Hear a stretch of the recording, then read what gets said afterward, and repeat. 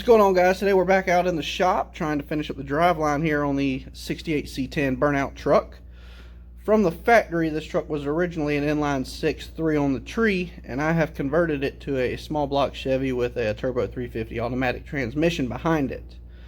Now, when I put the engine and transmission in there, I didn't realize that the engine perches for an inline 6 were in a different location. And what I mean by that is that from the factory here, inline 6 uses this bolt hole and that bolt hole and has the engine further back, and I've now slid it forward and tried to use the original engine purchase here from the inline 6, and as you can see down here, it doesn't line up with that bolt hole. And same thing with this side, you can see that it doesn't even fit all together.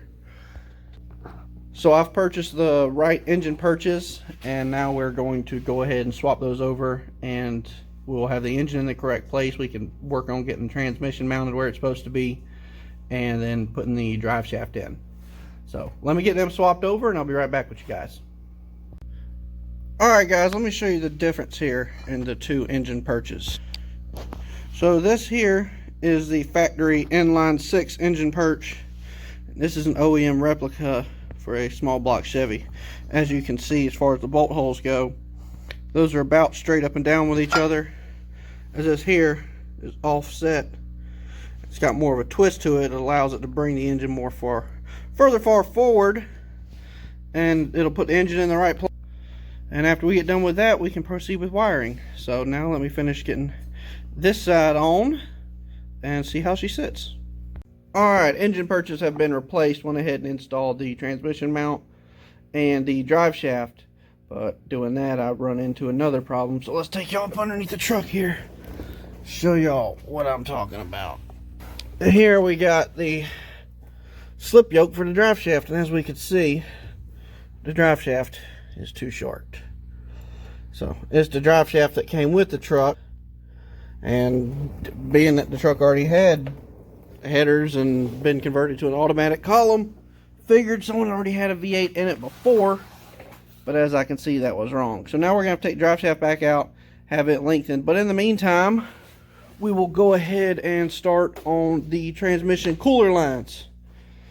So I bought a set off eBay right here, and of course, like everything else on the truck, they don't fit. So plan is to take the radiator side here and cut it, flare it, transmission side, cut it, flare it, and then we will run rubber hose where it needs to be, and it will all tuck down here inside the frame rail and come up. So therefore we can have the correct length lines and everything like it needs to be. Once we get that done, we can throw the headers on and be done with this side. So let's get started with cutting those lines and get them mounted up. Alrighty, we have the transmission cooler lines and the fuel line now ran. We just need a couple hose clamps, but cut these lines short right here. Went ahead and ran them, tucked them inside the frame rail, and then back over to there. And that'll work good because when I put the headers on, they will actually go underneath them and back, so we can make sure we don't get any heat on those lines. So a couple hose clamps on those and they'll be done. I'll run and pick them up in the morning. So we're going to go ahead and throw this header back on, and then should pretty much be a wrap for the drive line, minus either getting another drive shaft or having the one we have lengthened. So let's throw this header on here and see how it looks. Alright guys, header is installed. So that basically means besides a few hose clamps and the drive shaft, the drive line is done. So today I'll go and pick up the hose clamps for here and down in there, so we can make sure the transmission cooler lines are all done.